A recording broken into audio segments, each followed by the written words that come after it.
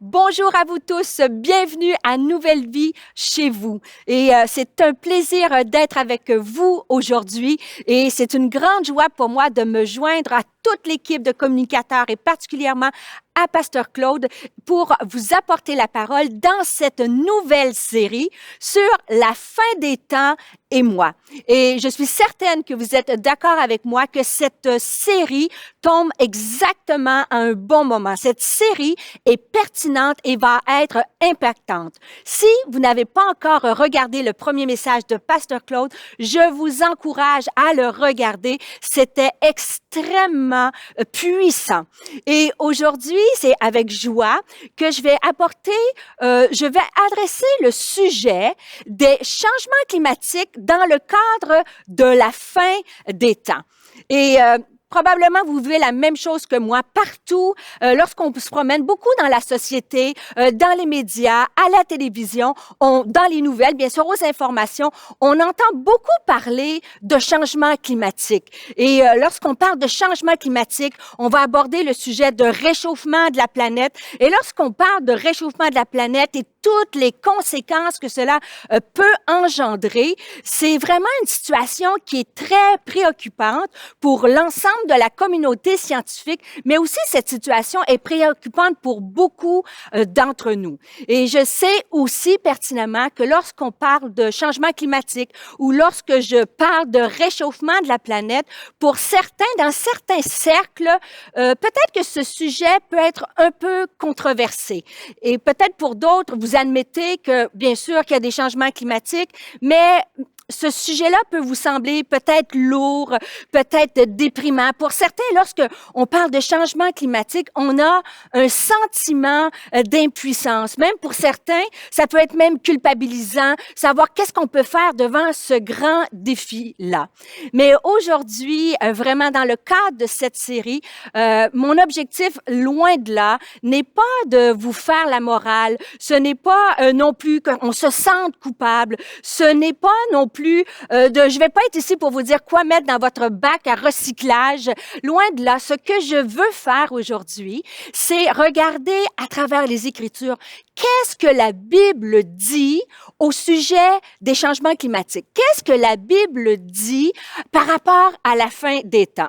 Si je commence dès le début, en fait, peut-être que je vais vous faire sourire, mais qu'est-ce que la Bible dit à propos des changements climatiques? Je vais vous dire bien franchement, peu de choses.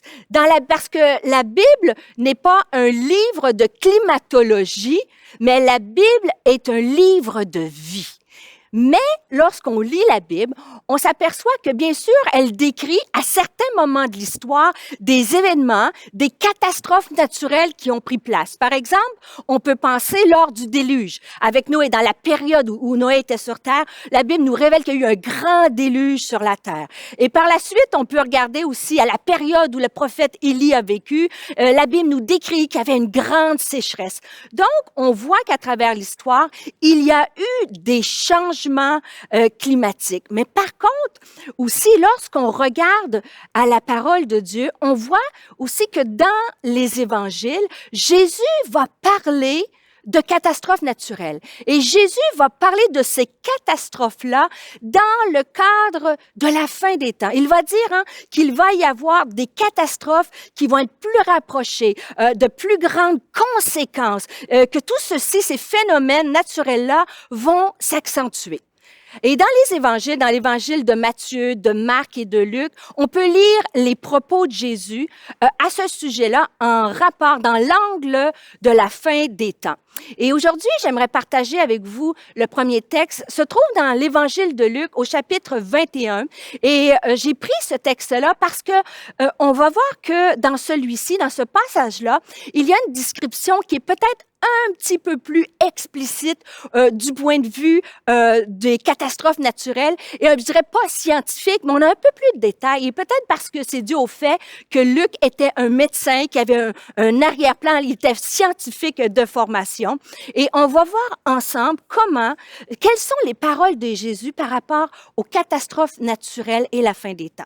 Alors, dans l'Évangile de Luc, au chapitre 21, on va commencer au verset 6. Ça dit, Jésus leur dit, « Il viendra un temps où tout ce que vous regarderez sera détruit. Pas une pierre ne restera sur une autre. » Maître, lui demandèrent-ils alors, quand cela se produira-t-il et à quel signe reconnaîtra-t-on que tous ces événements devront avoir lieu? Verset 8, Jésus va leur dire, « Faites attention, ne vous laissez pas induire en erreur, car plusieurs viendront sous mon nom en disant, « C'est moi le Messie » ou encore, « Le temps est venu, ne les suivez pas. » Quand vous entendrez parler de guerre et de soulèvement, ne vous effrayez pas, car tout cela doit arriver d'abord, mais la fin du monde ne viendra pas aussitôt après. Verset 10, puis il ajouta, « On verra se dresser une nation contre une nation, un royaume contre un autre. » Et le verset 11 que nous allons développer ensemble, c'est, Jésus dira, « Il y aura de grands tremblements de terre en divers lieux. Des famines et des épidémies, des pestes séviront, des phénomènes terrifiants se produiront et dans le ciel, des signes extraordinaires apparaîtront. » Et c'est fascinant parce qu'on voit à travers ce passage-là que Jésus annonce qu'il y aura, dans la fin des temps, que ces catastrophes naturelles-là vont s'accentuer, qu'il y aura des tremblements de terre, qu'il y aura des famines, qu'il y aura des pandémies.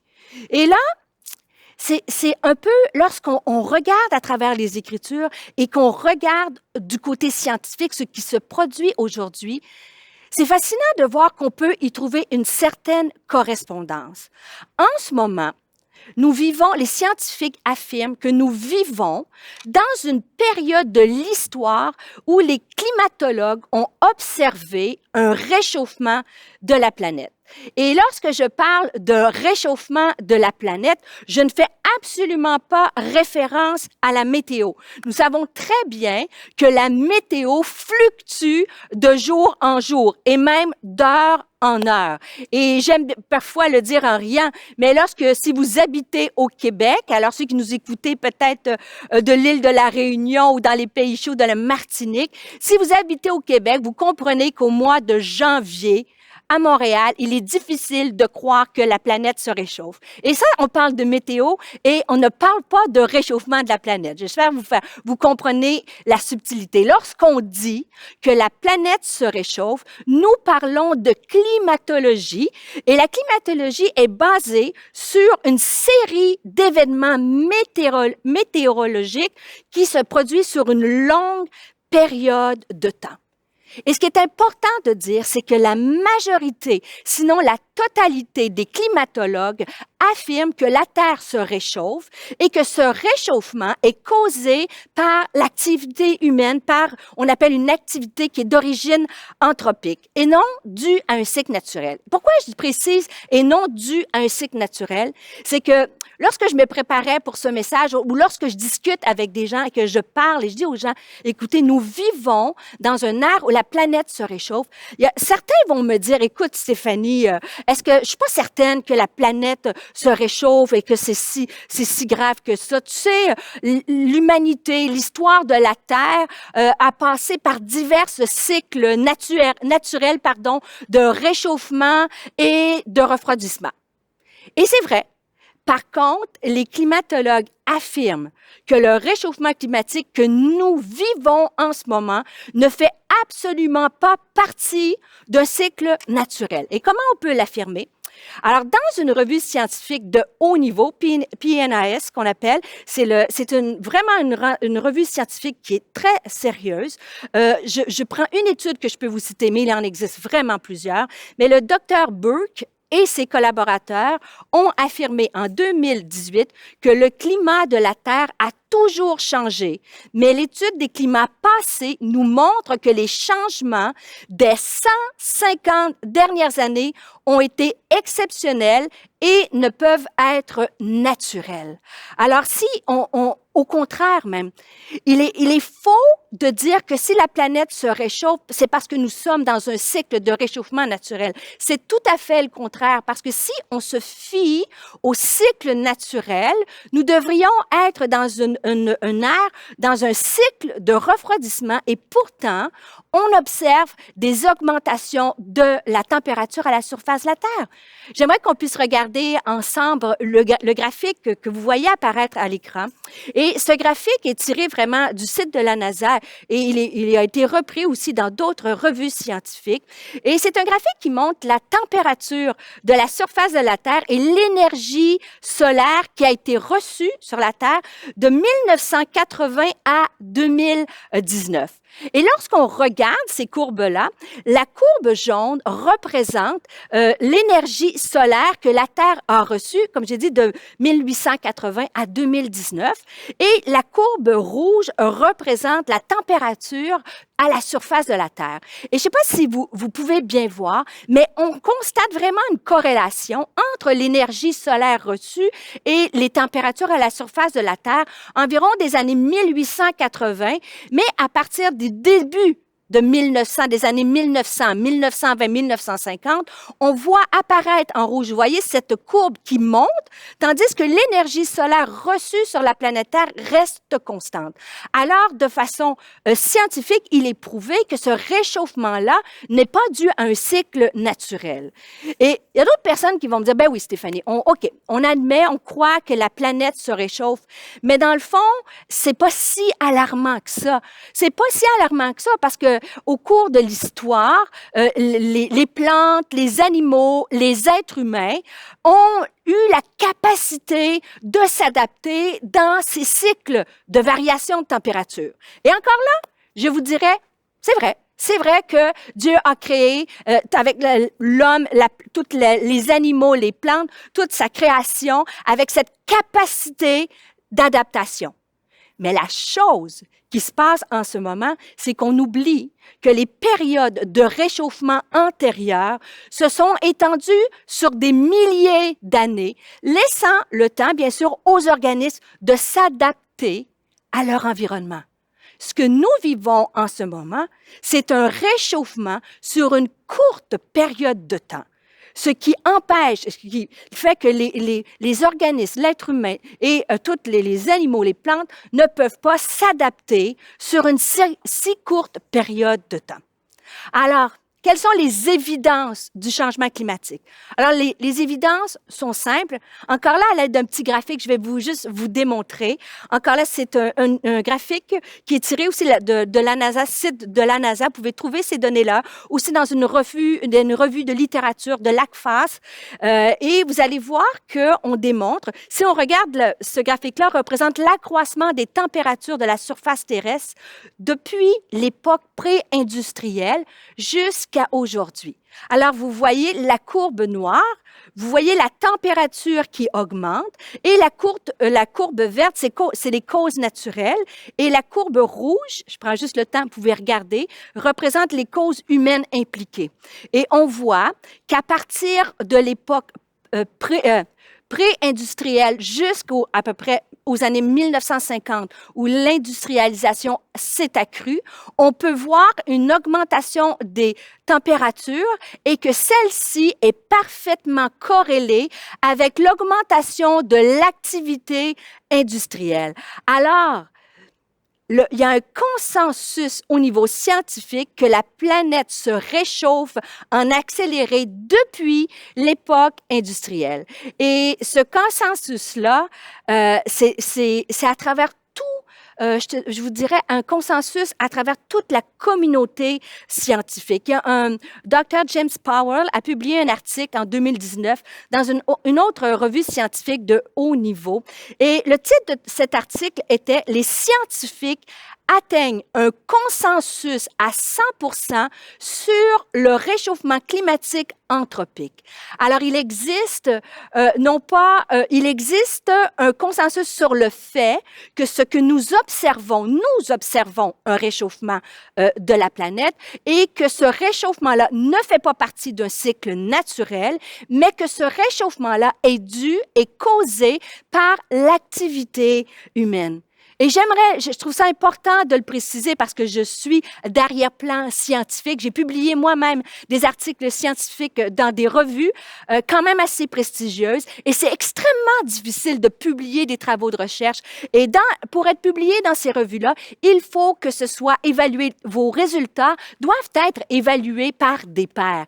Et aussi, toutes les résultats scientifiques à propos de la climatologie est soumis aussi à l'évaluation par un groupe que vous avez sûrement entendu parler souvent, le GIEC, le groupe d'experts intergouvernemental sur l'évolution du climat.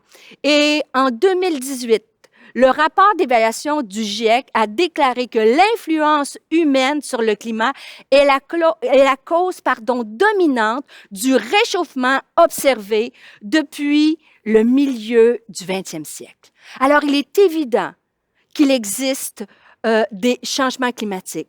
Et je ne voudrais pas être... Je crois que comme croyants, il faut faire attention lorsqu'on parle de climato-sceptique. Il faut faire attention aussi lorsqu'on parle ne pas être climato-sceptique, mais de ne pas être climato-alarmiste. Mais une chose est certaine, avec les revues de littérature, avec les publications de recherche, il faut être climato-réaliste et il faut avouer qu'il existe un réchauffement de la planète. Mais quelles sont les causes de cette augmentation de température sur la planète? Quelles sont les causes du réchauffement climatique? Et en fait, j'ai dit que ces causes-là étaient d'origine anthropique, que c'était dû à l'activité. Et on va parler, bien sûr, juste quelques instants, parce que c'est pas le but de mes propos, mais juste pour vous montrer comment Dieu a tellement bien créé cette planète, comment la terre qu'il nous a donnée, sa création, est parfaitement régulée. Et une des causes que vous savez probablement, là, on parle beaucoup en ce moment, une des causes du réchauffement de la planète est les gaz à effet de serre. Et en fait, souvent, on va dire que les gaz à effet de serre, c'est ce qui produit, c'est ce qui crée cette augmentation de température-là. Mais en fait, c'est vrai et c'est faux en même temps. Ce qui crée le réchauffement climatique est l'augmentation par l'activité humaine des gaz à effet de serre. Et encore là, j'ai un petit schéma à l'appui. Et vous savez, les gaz à effet de serre, l'effet de serre est extrêmement bénéfique pour la planète Terre. Et si vous regardez sur le schéma qui est derrière moi, comment la température que nous vivons, la température sur la Terre est une température parfaite pour accueillir la vie. Le Soleil envoie des rayons de l'énergie solaire, par le fait même, sur la planète Terre, et par la suite, cette énergie solaire-là va être transformée en rayons infrarouges. Pas tellement important de savoir le détail, mais ce qui est important de savoir, c'est que l'effet de serre qui existe en ce moment, cet effet de serre-là, créé par des gaz à effet de serre, permet aux rayons infrarouges, du moins une partie des rayons infrarouges, permet à ceux-ci d'être captés à l'intérieur du globe. En fait, l'effet de serre, c'est bénéfique. C'est comme si vous mettiez une cloche. Vous avez, j'ai emmené cette cloche ici. Imaginez que, bon, c'est symbolique, mais imaginez que c'est la planète Terre et que l'effet de serre, c'est comme si nous avions une cloche sur la planète Terre et qui nous permet de garder la chaleur à l'intérieur.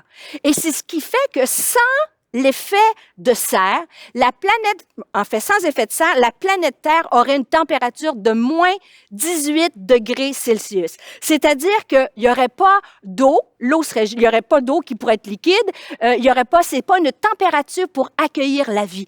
Et c'est juste extraordinaire comment notre grand Dieu créateur a permis dans sa création qu'il y ait cet effet de serre-là constitué de gaz, de CO2, de méthane, de plusieurs gaz comme ça, et qu'elle permet d'avoir une température idéale à la surface de la Terre. Le problème, ce sont l'augmentation des gaz à effet de serre. Lorsqu'on augmente la quantité de CO2 ou de méthane, on accentue le phénomène de cloche. C'est comme si la cloche devenait de plus en plus épaisse, ce qui fait que la chaleur ne peut pas être évaporée, ne peut pas se dégager dans l'atmosphère et reste capturée à l'intérieur.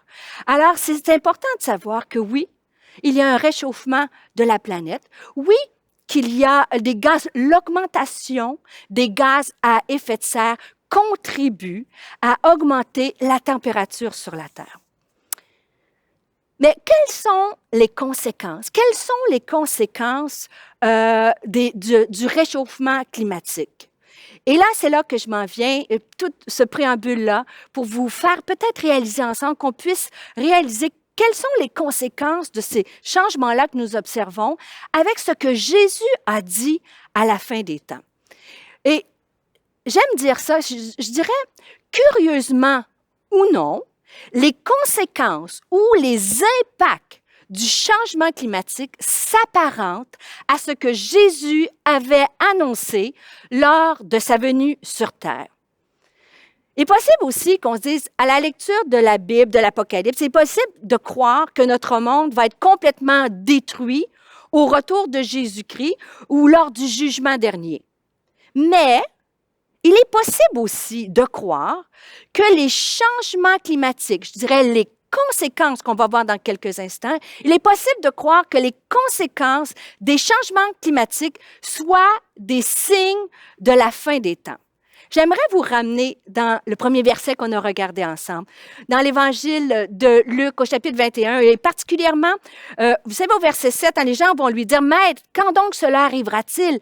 Et à quel signe reconnaîtront que ces événements vont se produire? » Et verset 11, Jésus va dire, « Il y aura des grands tremblements de terre en divers endroits, ainsi que des pestes et des famines. Il y aura des pestes, on dit des épidémies, et des famines. Il y aura des phénomènes terrifiants et de grands signes dans la terre. » Dans le ciel, pardon. Il y aura des grands signes dans le ciel. Et j'ai dit curieusement, parce que lorsqu'on regarde d'un point de vue scientifique les conséquences du réchauffement climatique, on pourrait croire que les conséquences du changement climatique s'apparentent à ce que Jésus avait dit. Pourquoi je peux dire ça? Parce que lorsqu'on regarde dans la littérature scientifique et les prévisions, et même ce qu'on observe aujourd'hui, on s'aperçoit que, vous savez, on a eu une augmentation de la température d'environ 1,2 degré et les prédictions seraient que d'ici 2025, la température à la surface de la Terre augmenterait jusqu'à 1,5, ça a l'air un petit changement. Mais qu'est-ce que je vous ai dit tout à l'heure? Je vous ai dit que notre planète est complètement bien régulée avec cet effet de serre-là. Mais vous savez, tous les paramètres de régulation des forces électromagnétiques, de toutes ces forces-là, des forces thermodynamiques, toutes ces forces-là sont parfaitement régulées et un petit changement de rien peut complètement désorganiser l'équilibre planétaire. Et c'est exactement ce qui se produit avec le réchauffement de la planète. Vous savez que, selon les pronostics, si on ne change rien, d'ici 2100, les scientifiques, les climatologues prévoient une augmentation de 4 degrés à la surface de la Terre. Alors, ce changement-là a commencé à causer des catastrophes naturelles. Un peu qu'est-ce que Jésus disait lorsque on arriverait dans la période de fin des temps. Vous savez, lorsque je parle de catastrophes naturelles, je fais allusion à des conditions météorologiques qui sont extrêmes. On parle et on a vu, et les scientifiques nous disent que s'il n'y a aucun retour en arrière, dans les prochaines années, nous allons voir une augmentation des fortes pluies à certains endroits. On va voir des inondations, des ouragans, des cyclones. Et c'est exactement ce qu'on a commencé à observer. Vous savez, aux Philippines, en ce moment, on dénote jusqu'à 20 cyclones par année. En 2020, il y a un typhon, le typhon Goni, qui a touché les Philippines et qui a détruit tout sur son passage. On parle de des vents à 225 km/h, près de 1,9 million de personnes qui ont été évacuées, 30 000 maisons endommagées. Et pourquoi il faut s'arrêter un instant et réaliser que cette augmentation de température-là perturbe notre planète. Et aussi, ce qui est ce qu'il faut s'arrêter aussi de voir, c'est qu'on parle de catastrophes naturelles, mais derrière ça, il y a des vies humaines. Maintenant, les scientifiques vont parler de migrants climatiques, de famine climatique. J'ai été dans un voyage missionnaire aux Philippines. J'ai été sur l'île de Cebu, qui est un paradis terrestre. Mais lorsque j'étais là, je parlais avec des gens. Vous savez, on a emmené, je suis allée pour un voyage humanitaire, j'ai visité, emmené de la nourriture, partagé l'Évangile dans des bidonvilles de cette ville-là. Et beaucoup de gens vivent dans des conditions extrêmement difficiles, extrêmement précaires. Et ils ont subi, lorsqu'on était allé, il y avait eu encore un cyclone qui était passé pas longtemps avant, et ils vivent dans une angoisse parce que le climat est perturbé. Ils vivent ces cyclones-là, et ça crée, bien sûr, des famines, ça crée des déportations, ça crée de la pauvreté. Et c'est ce que Jésus annonce. Il dit que dans les derniers temps, il y aura ces tremblements de terre, il y aura des famines, il y aura des guerres, parce que même dans certains pays, vous savez, il y a des inondations, mais dans d'autres pays, c'est des sécheresses. Le désert est en train de s'agrandir et on voit des migrants, comme j'ai dit, climatiques.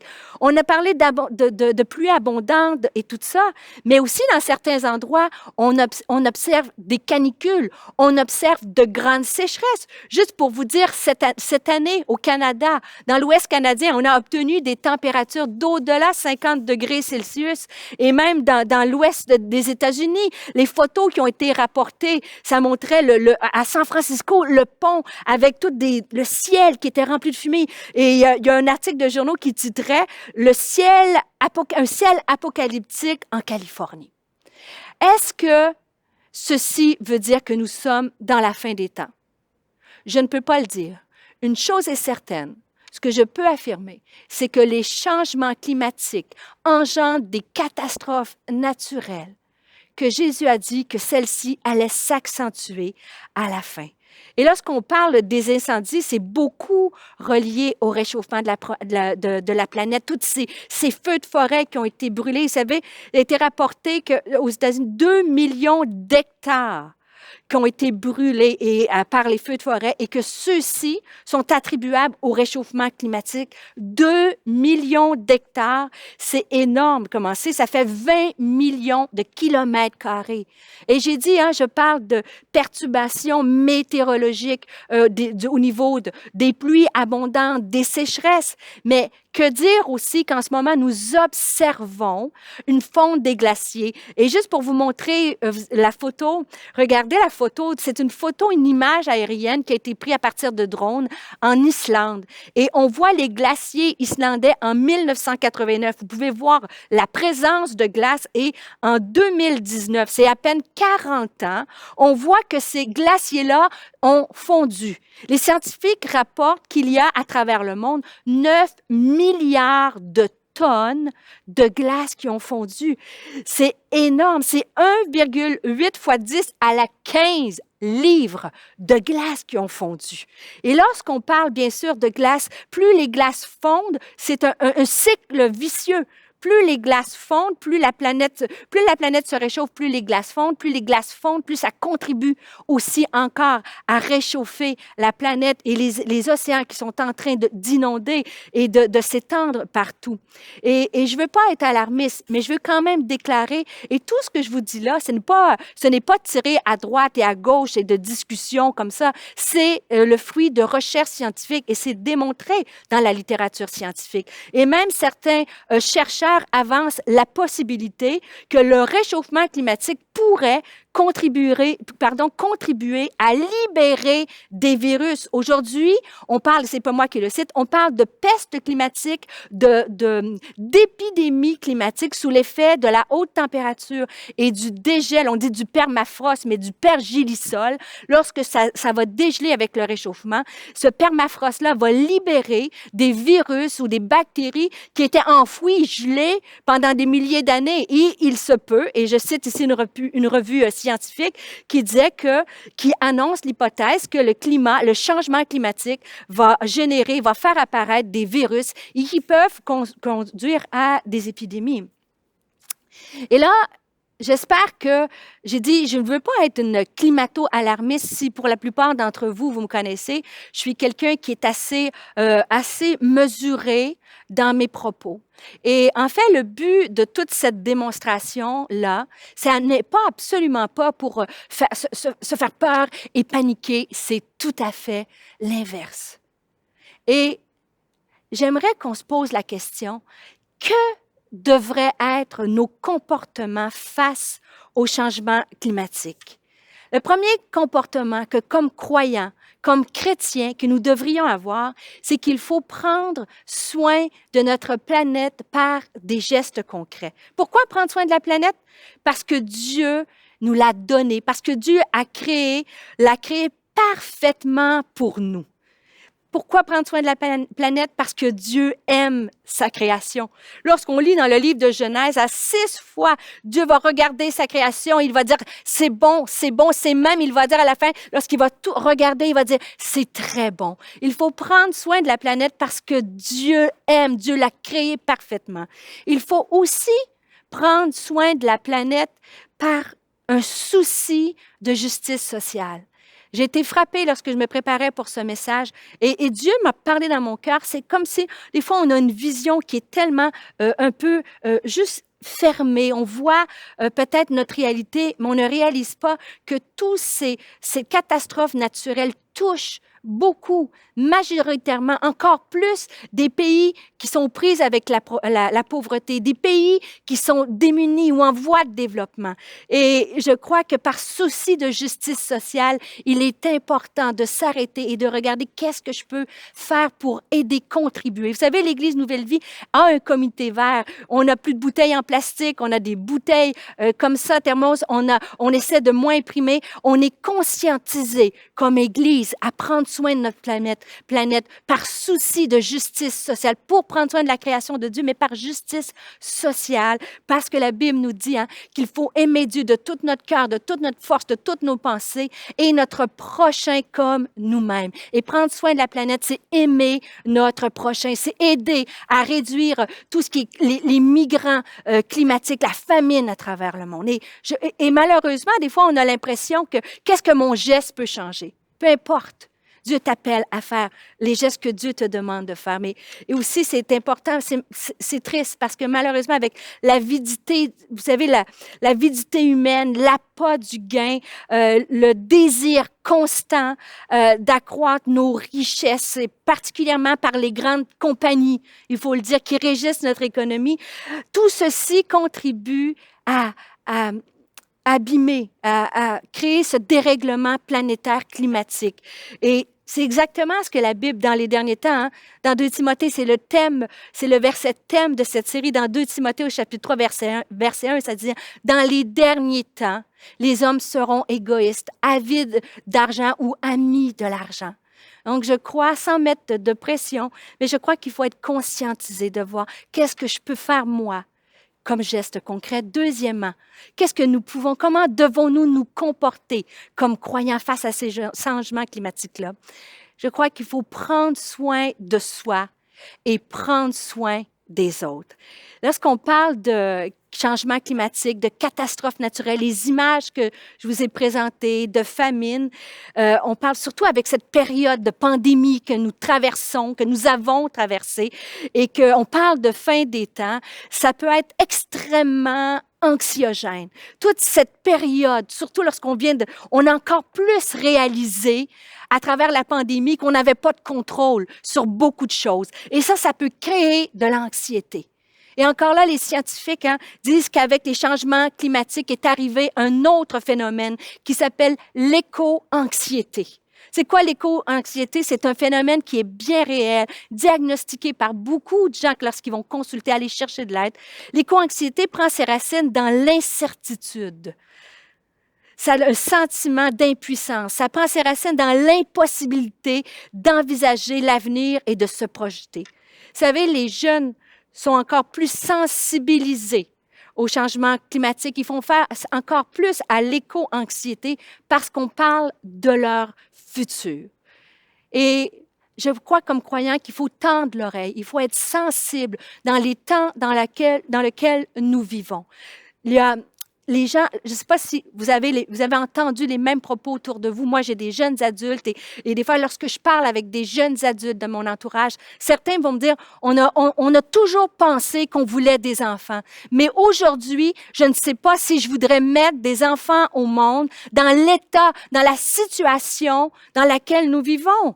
Nous vivons des temps qui sont beaucoup de gens sont aux prises avec l'anxiété. Peut-être que tu écoutes ce message, tu es devant ton écran, devant ta télévision, tu es peut-être sur ton téléphone, tu écoutes le message et tu souffres toi-même d'anxiété.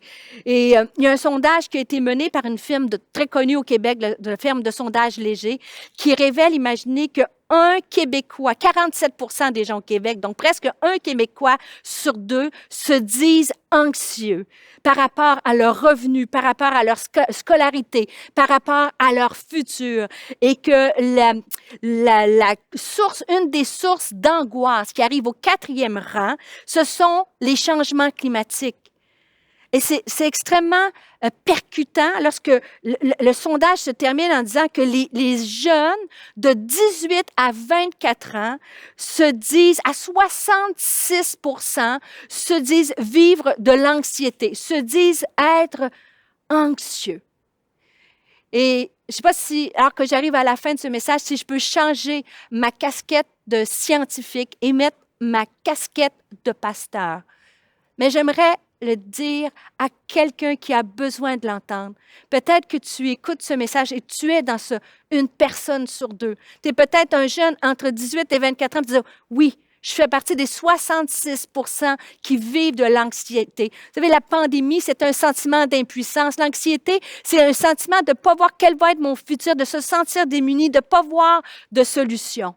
Et comment on doit se comporter comme croyant à travers ces changements climatiques, c'est prendre soin de soi. S'il est faux, et je vous invite à écouter le message de Pasteur Claude, c'est impossible. Même Jésus ne sait pas le retour. Même Jésus, la Bible nous dit qu'on ne connaît ni l'heure ni le jour du retour de Jésus. Par contre, une chose est certaine, c'est que c'est aussi faux d'être déstabilisé par tout ce qu'on parle de retour de Jésus et de catastrophes naturelles.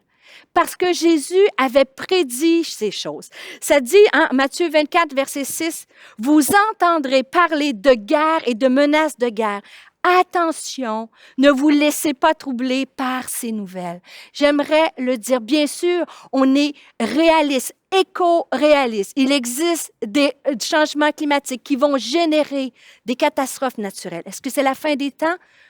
Je ne peux le dire, mais une chose est certaine, c'est que lorsque ces choses, bien sûr, qui vont prendre place, si rien ne change au niveau du climat, si rien ne change dans la gestion écologique que nous en faisons, bien qu'il va apparaître des catastrophes naturelles. Et Jésus dit, ne vous laissez pas troubler. Je veux le dire, Dieu est souverain, Dieu est bon et on va habiter cette planète Terre aussi longtemps que Dieu l'aura décidé. C'est pour ça que j'aime lire ce psaume 46, versets 2 à 3, c'est-à-dire, c'est pourquoi nous sommes sans crainte quand la terre est bouleversée, quand les montagnes sont ébranlées au cœur des mers et que les flots mugissent. Écume se soulève jusqu'à faire trembler les montagnes.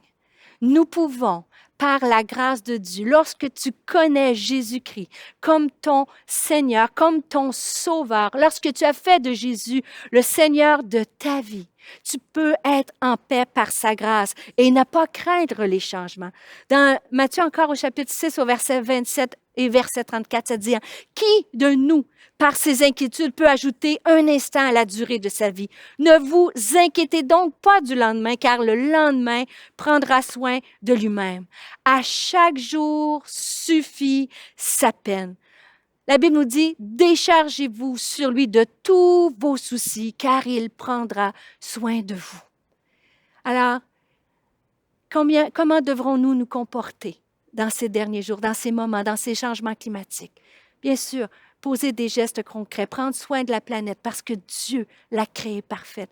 Prendre soin de nous. Si aujourd'hui, alors que tu écoutes ce message, tu as besoin de paix, peut-être que tu écoutes puis tu dis, « Ah, moi, Stéphanie, j'en fais pas d'anxiété. » Moi, je veux dire à quelqu'un qui est prise avec des problèmes d'angoisse, de peur, de crainte, d'anxiété, que je comprends quel est le sentiment qui peut t'animer. Mais je peux aussi affirmer que Dieu a la capacité, lorsque tu lui demandes, de venir te donner cette paix qui surpasse toute intelligence.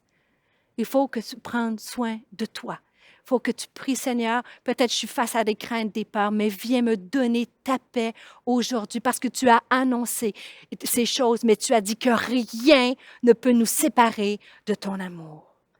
Et comment nous devrons nous comporter? Prendre soin de la planète, prendre soin de soi, mais aussi prendre soin des autres. Et le dernier verset que je veux vous partager, les dernières paroles qui sont rapportées dans l'Évangile de Matthieu, les dernières paroles de Jésus, ça dit, allez, faites de toutes les nations des disciples et baptisez-les au nom du Père, du Fils et du Saint-Esprit. Et voici, Jésus dit, et je serai avec vous jusqu'à la fin du monde.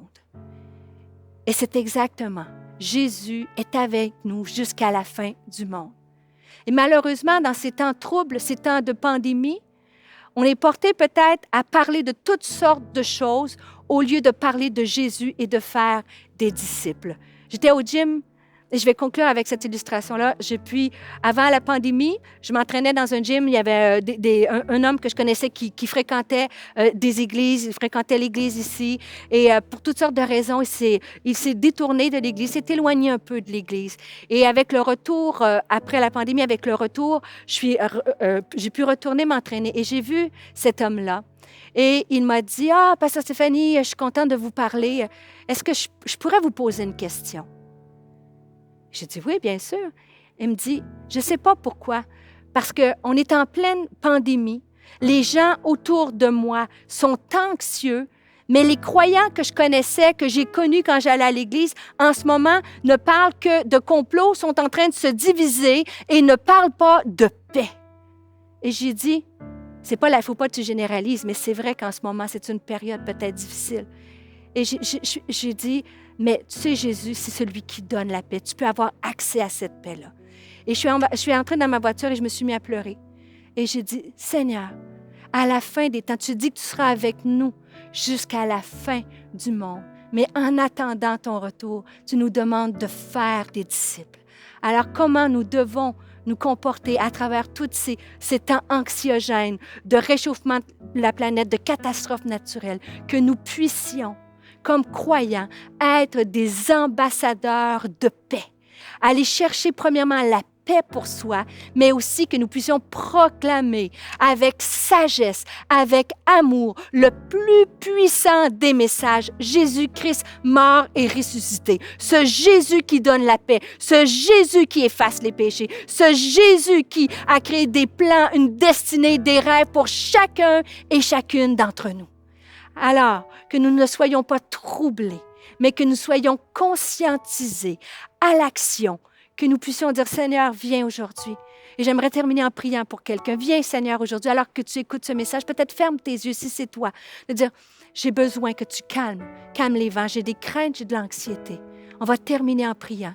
Et je prie que de cette paix-là, nous puissions être des messagers d'amour et de paix.